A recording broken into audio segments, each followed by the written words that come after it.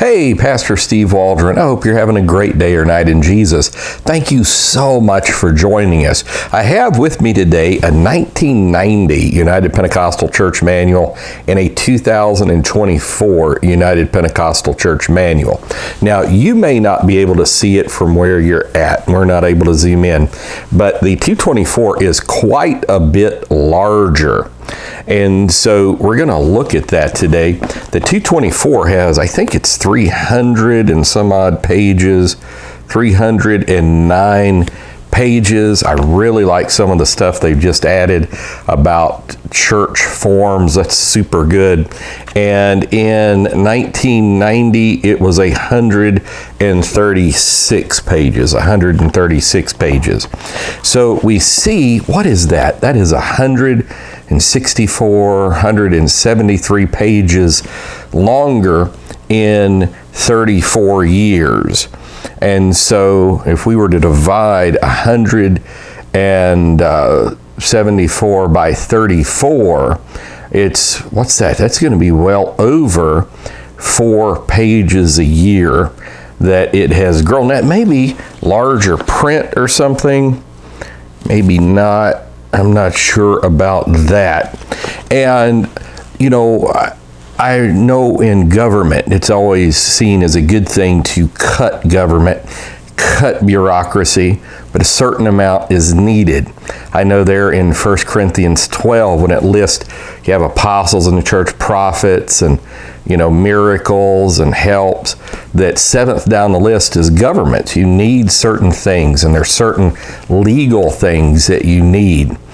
And so I just found it was interesting that I remember when I was at Indiana Bible College, Brother Mooney and Brother Marler, they would always say for every new policy we put into, like the IBC manual, you have to take 2 out.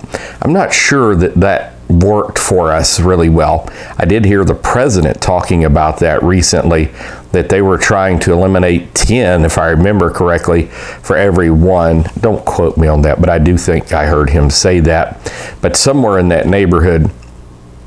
But it's not always a bad thing for policy to come up. You don't ever want to see your walk with the Lord replaced by the rules of men. I mean, this is what happened in the early church, and they missed Jesus because of it.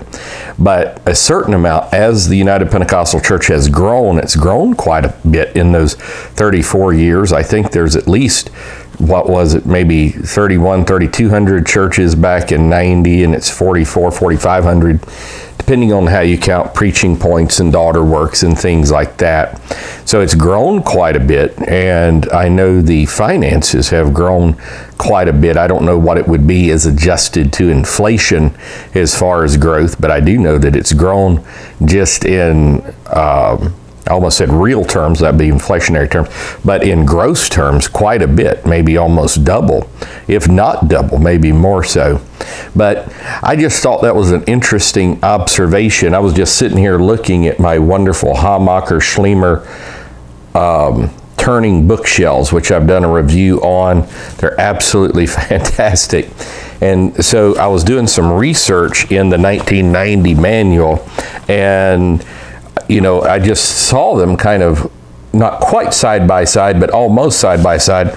And I said, man, this thing has grown a ton, the manual has. So then when I began to look at it, you know, you'd really have to do a word count to account if there is any print size differences and things like that. Of course, the articles of faith have changed very little. They have changed some on a few issues. The matter of conscience, I think there's maybe one on grace or atonement or something.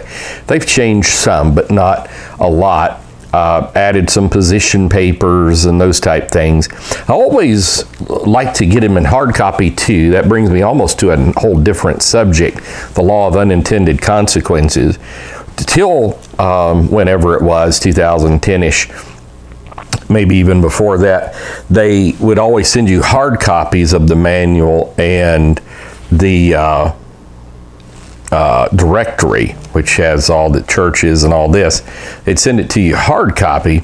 Now, I thought that was far more advantageous, like just having the hard copy around. I would tend to read it a lot, read it from front to back.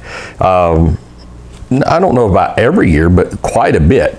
And now, since it's electronic there, and I appreciate the handiness of the electronic edition, that I tend to only use it kind of when I need it. If I want to look up something, or if I'm on a board meeting or something like that, that I'm looking up something here in the Georgia district, checking different things out. And I do think having it in hard copy mailed out, I wish the United Pentecostal Church had the financial wherewithal to mail out hard copies to everyone, because people say, well, I don't do that. I want to just get everything electronic and all that. And there's probably many people that read it electronically. I just don't so much. I think more people would read it, and it would breed a lot of unity in a certain way. But maybe I'm wrong on that. I'm wrong on a lot. But anyhow, so the manual has grown. The Word of God remains the same. The Apocrypha is still not in there. The pseudepigrapha is still not in there. We're thankful for that. So God bless. We'll see you later. Bye-bye.